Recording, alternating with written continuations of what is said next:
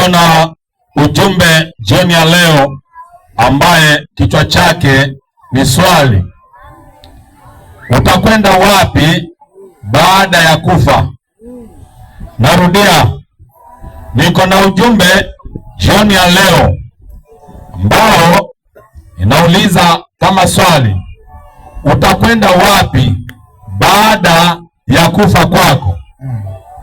Unapata kutoka kitabu cha Luka mtakatifu mlango wa 16 fungu la 19 kuendelea, kama Roho atakavyotuongoza.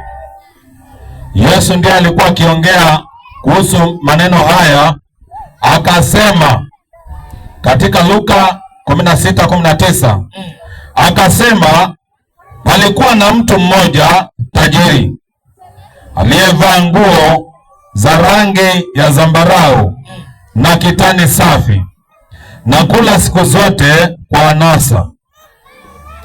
Na maskini mmoja jina lake Lazaro wekwa mlangoni pake, ana vidonda vingi, naye alikuwa akitamani kushibishwa kwa makombo yaliyoanguka katika meza ya yule tajiri. Hata mbwa wakaja wakamramba vidonda vyake. Ikawa yule maskini alikufa, akachukuliwa na malaika mpaka kifuani kwa Ibrahimu. Yule tajiri naye akafa, akazikwa. Basi kule kuzimu aliyeinua macho yake alipokuwa katika mateso, akamwona Ibrahimu kwa mbali na Lazaro kifuani mwake. Akalia akasema, baba Ibrahimu, nihurumie, umtume Lazaro achovye ncha ya kidole chake majini, auburudishe ulimi wangu, kwa sababu ninateswa katika moto huu. Ibrahimu akasema, mwanangu, kumbuka ya kwamba wewe uliyapata mambo mazuri, uliyapata mambo yako mema katika maisha yako, na Lazaro hivyo alipata mabaya, na sasa yeye yupo hapa anafarijiwa, na wewe unaumizwa. Na zaidi ya hayo, kati yetu sisi na ninyi kumewekwa shimo kubwa, ili wale watakao kutoka huku kwenda kwenu wasiweze, wala watu wa kwenu wasivuke kuja kwetu. Akasema, basi baba, nakuomba umtume nyumbani kwa baba yangu, kwa kuwa ninao ndugu watano, ili awashuhudie, wasije wao pia wakafika mahali hapa pa mateso. Ibrahimu akasema, wanao Musa na manabii, na wawasikilize wao.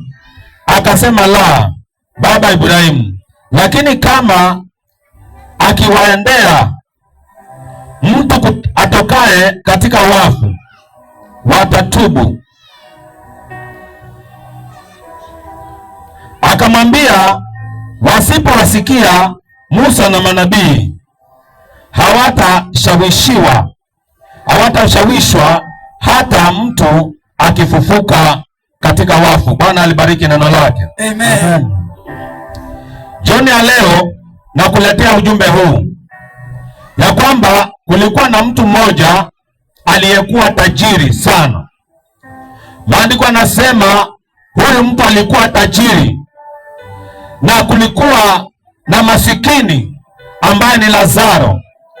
Tajiri alikuwa akila katika meza ya anasa, na masikini ambaye ni Lazaro alikuwa akitamani kushibishwa kwa makombo yaliyoanguka kutoka meza ya tajiri.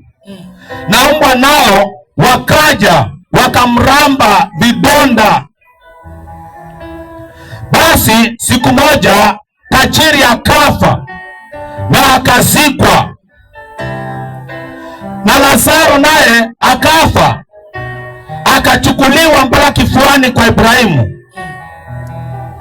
Na wakati tajiri alipokuwa katika mateso, akainua macho yake kwa mbali, akamwona Ibrahimu na Lazaro kifuani mwake.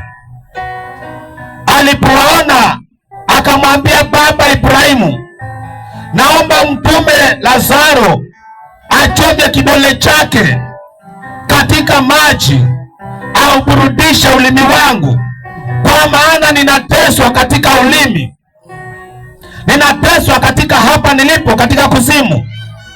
Ibrahimu akamwambia, la, katikati yetu kuna shimo kubwa, ili watu walio upande huu wasiweze kuja maeneo hayo, na watu walio huko wasiweze kuvuka kuja huku. Hivyo kwa sababu wewe uliyapata mema katika dunia, na Lazaro aliyapata mabaya, Lazaro sasa anafarijika, Lazaro sasa anafarijika, na wewe hapo unaumizwa. Tajiri akasema, naomba mtume Lazaro kwa ndugu zangu, ninao ndugu zangu 5, akiwaona atawashuhudia, nao watakubali, wataokoka, na watakuja mahali hapa palipo na shida, palipo na maumivu, palipo na moto, pasipo na moto. Ibrahimu akamwambia, huko duniani waliko kuna Musa na manabii. Huko duniani waliko kuna Musa na manabii, na wasipowasikia hao, hata akafufuka mtu kutoka kwa wafu, hawatasikia. Jioni ya leo, Musa wa leo ni mimi hapa, nabii wa leo ni mimi hapa. Ninakuletea habari njema za ufalme wa mbinguni. Kumbe mtu akifa, matajiri wanazikwa.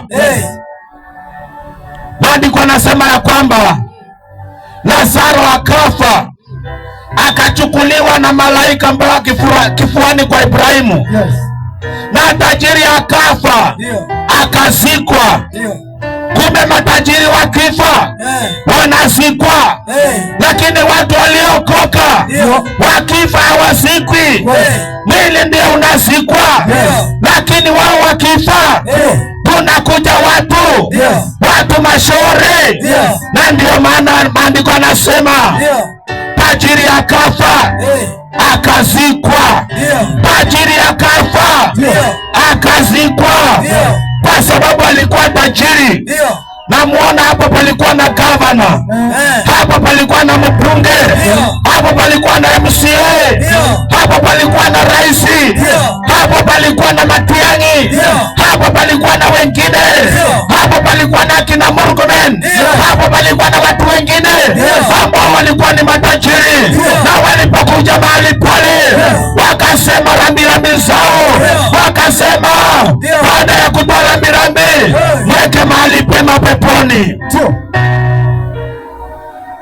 Mtu amekufa tu, watu wanakimbilia kusema mweke mahali pema peponi. Hiyo ni hukumu, mna hukumu Mungu. Na jioni ya leo nataka nikwambie, ukifa ni vizuri kujua pale ambapo utaenda. Ni vizuri kujua makao yako, ni vizuri kujua sehemu yako. Mtu anapokufa kuna sehemu mbili, kuna paradiso na kuzimu. Kumbe kuna paradiso na kuzimu. Na tajiri alienda kuzimu, na tajiri alienda kuzimu. Tajiri akafa akazikwa, na matajiri wa kila namna. Ikasemekana twende kwa mazishi, hata watu wasiomjua wakaenda kwa mazishi. Twende tukazike tajiri, tajiri mwenye mtaa fulani, tajiri mwenye estate fulani. Twende uzike. Wakaenda wakazika. Walipofika kuzika, wakasema mavumbi kwa mavumbi, majivu kwa majivu, na moshi kwa moshi. Iko haya ni huko. Bwana asifiwe! Bwana asifiwe! Jioni ya leo nataka ujiulize, ukiwa hapo ulipo, ukiwa hapa ulipo, ukiwa hapo nyumbani ulipo, utakapokufa utazikwa kama tajiri ama utachukuliwa upelekwe paradiso, kifuani kwa Ibrahimu, ukakae mahali pale ukapate mema, ukafarijiwe. Ama unataka upate mema ya nchi wakati huu na kupoteza yote? Maandiko yanauliza, itakufaidi nini ukipata mema ya dunia hii na kupoteza nafsi yako? Jioni ya leo mpendwa, nataka ukate shauri, uamue kubadilika, uamue kumpokea Yesu ili uamue kukaa ndani yake, maisha yako yakabadilike. Utaonekana ni kama unajitesa, utaonekana kama kwenda kanisani ni kuwa na wazimu. Nakwambia wapendwa, sisi hatuna wazimu. Tunakutakia mema, tunakutakia uzima wa milele. Jioni ya leo tunakuletea habari njema za ufalme wa mbinguni. Ukampokea Yesu ukapata uzima wa milele. Utakapokufa utarithi uzima wa milele. Amen. Najua wakati Nuhu alikuwa akijenga safina, watu walimwona mwendawazimu, akajenga safina peke yake. Hata mke wake, hata watoto wake hawakumkaribia, lakini akajenga, akamaliza, akaita watu, wakakataa kuja. Gharika ikaja, ikafagia watu. Jioni ya leo mpendwa, usiachwe. Gharika inayokuja ni moto wa Jehanamu. Gharika inayokuja ni moto wa Jehanamu. Gharika inayokuja ni moto wa Jehanamu. Mpendwa, usikubali moto.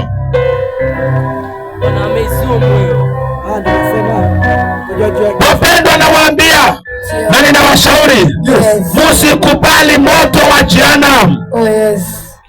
Kwa nini naongea namna hiyo? Ni kwa sababu unaweza kuwa mtu wa dini. Dini inaweza kukataza kumpokea Yesu. Dini inaweza kuzuia usimpokee Yesu. Dini inaweza kuzuia usirithi uzima wa milele. Dini itakuwekea masharti.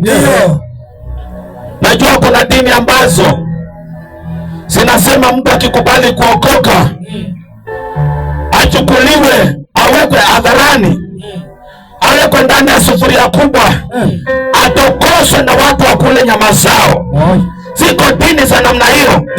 Lakini nataka nikwambie jioni ya leo, kumpokea Yesu sio kuzaliwa katika nyumba ya Kristo. Baba yako akiwa Mkristo hata kufanya wewe urithi uzima wa milele. Ndugu yako akiwa Mkristo hata kufanya urithi uzima wa milele. Watu wa kwenu wakiwa Wakristo haitakufanya urithi uzima wa milele. Ukiwa mtu wa dini haitakusaidia wewe. Maandiko yanasema siku ya mwisho kila mtu ataubeba msalaba wake mwenyewe.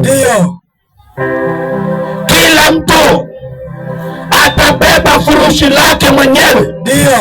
Sijui utabeba furushi la mema yanayompendeza Mungu ama utabeba furushi la mabaya yanayopendeza wanadamu na yanachukiza Mungu.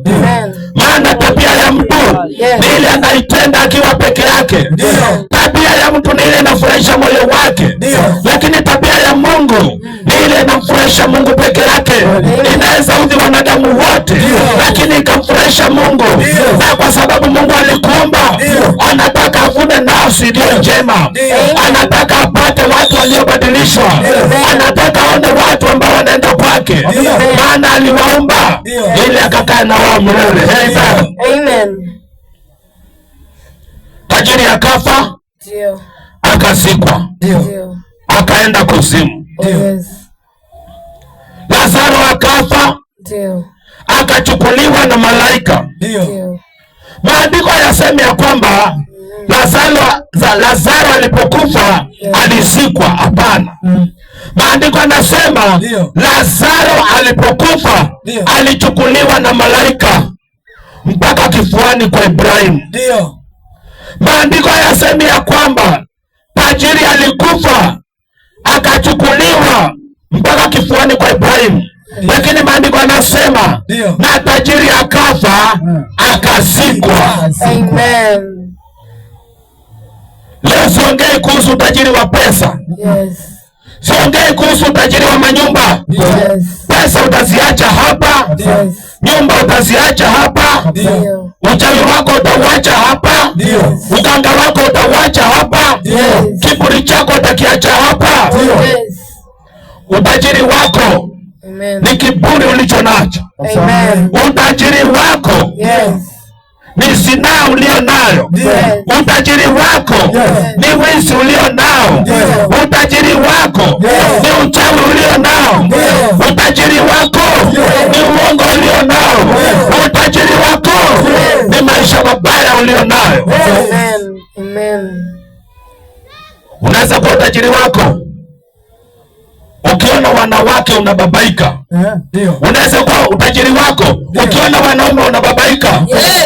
Umeolewa na mwanaume wa kwanza, ukaolewa na mwanaume wa pili, ukaolewa na mwanaume wa tatu, ukaolewa ni wa nne, ukaolewa ni wa tano, ukaolewa na wa sita, ukaolewa na wa saba, ukaolewa na wa nane, ukaolewa na wa tisa. Saa hii uko kwa mwanaume wa 19. Wacha nikwambie, kama unataka kufika 20, funga bao na Yesu. Amen. Haleluya. Amen. Funga bao na Yesu. Amen. Amen. Yesu anaondoa kiu ya dhambi. Yes.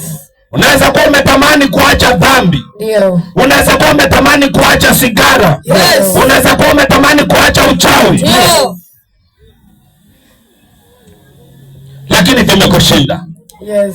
Jioni ya leo umpokee Yesu. Jioni ya leo umpokee Yesu. Amen. Amen.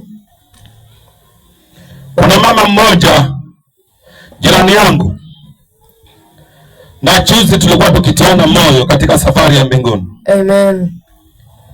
Na akawa tunaongea kuhusu masaibu. Akawa ananihadithia ya kwamba babake alikufa. Wacha wale mko hapa wachawi mnababaisha watu kidogo kidogo, hamujui uchawi. Huyu mama babake alikufa na akazikwa. Ilipofika kama saa 12:30, saa 1 kasoro. Saa hii ni saa ngapi kwanza? Kabla ni saa ngapi saa hii? Munisaidie. Ilikuwa ni mida kama hizi. Amen. Ilikuwa ni mida, sema mida.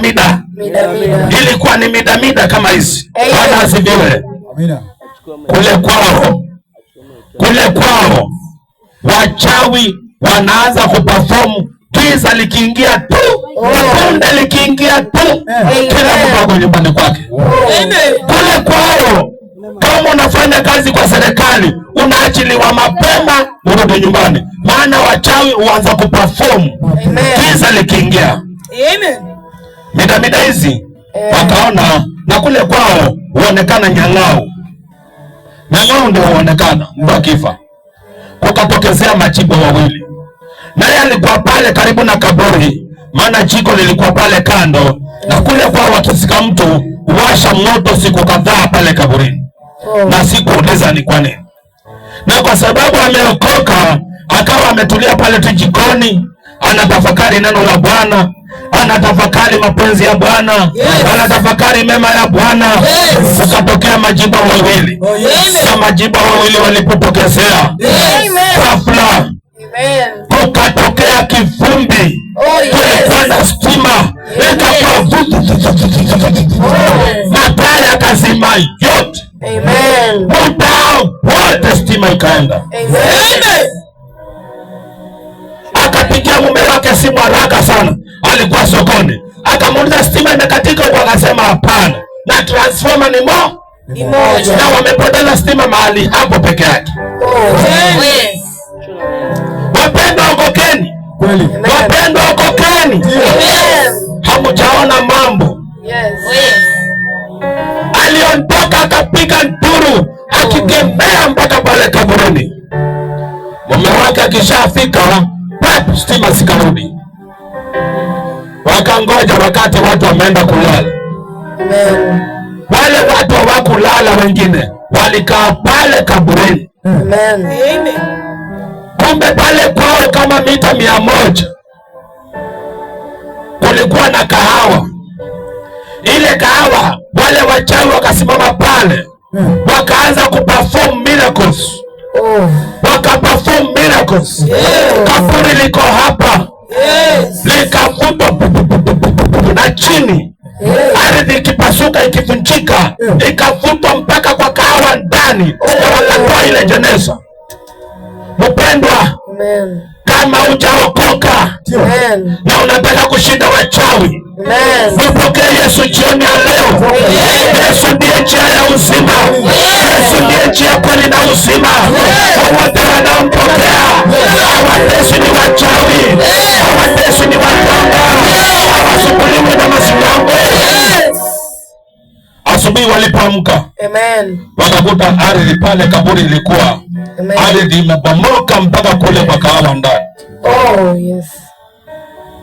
Mpendwa, kama hujaokoka jioni ya leo, yaweza kuwa barabara italia, kanisa litanyakuliwa leo.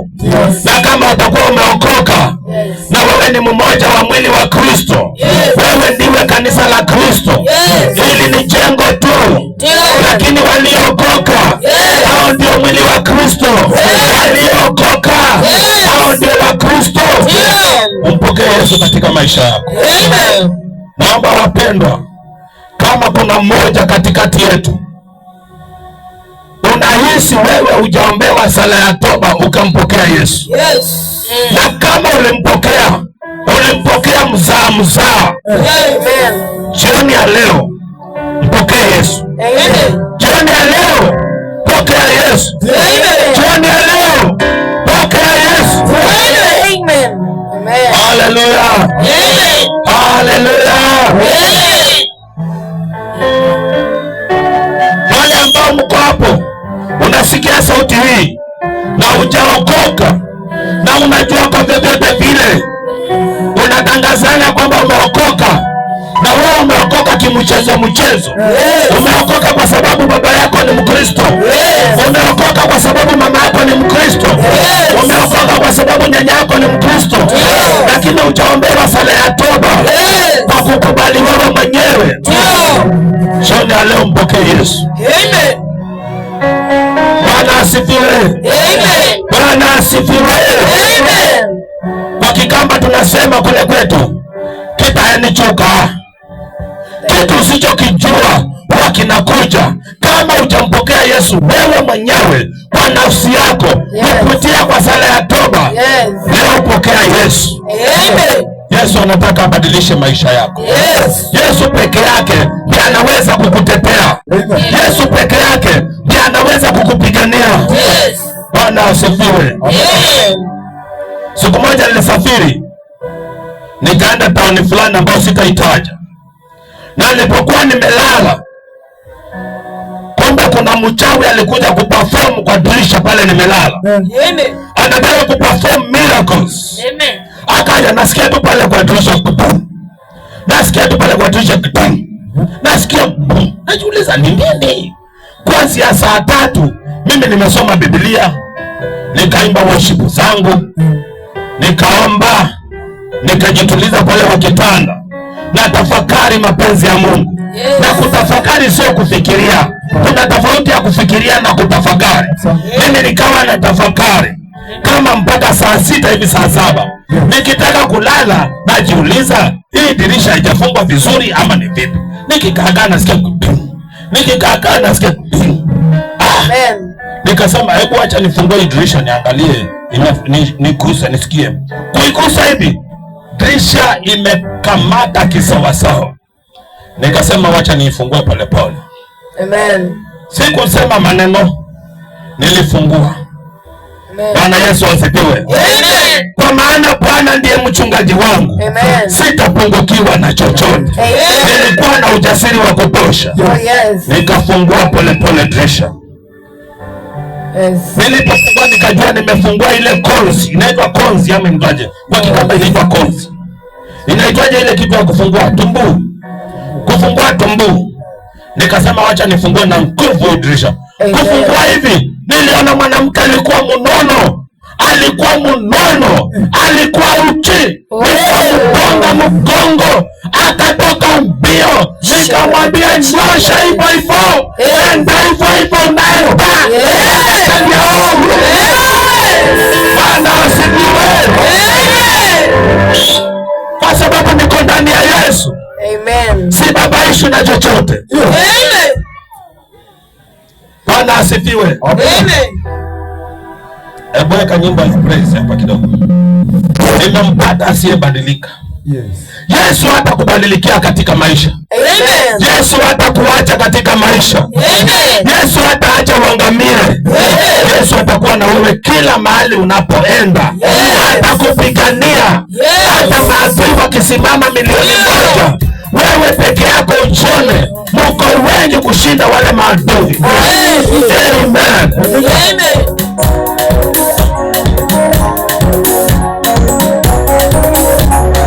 Haya, sogea hapo kicheza. Nimempata asiyebadilika. Yesu hawezi badilika.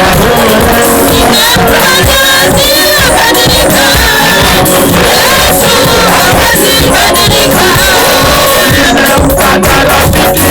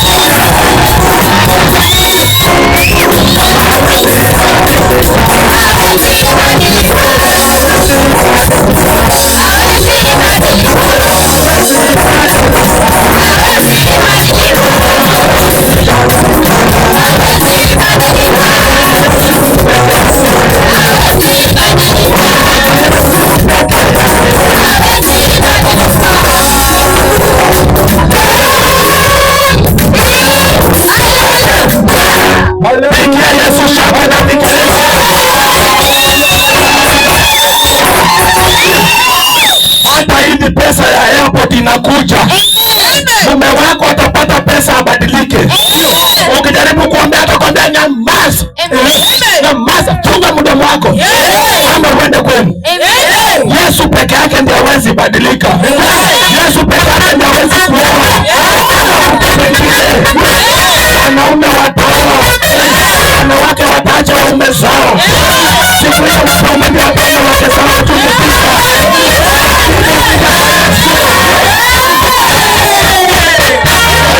Lakini Yesu atakutetea. Yesu atakutetea. Yesu atakutetea. Yesu atakutetea. Yesu atakutetea. Bwana asifiwe. Nataka wale ambao mnataka maisha yenu abadilike. Hapa mbele niwaombee. Amen. Sote ni tu hapa mbele niwaombee mara moja. Songa mbele. Songa ni tu hapa mbele msiogope. Amen. Ndio mikono yako hapo ulipo. Kama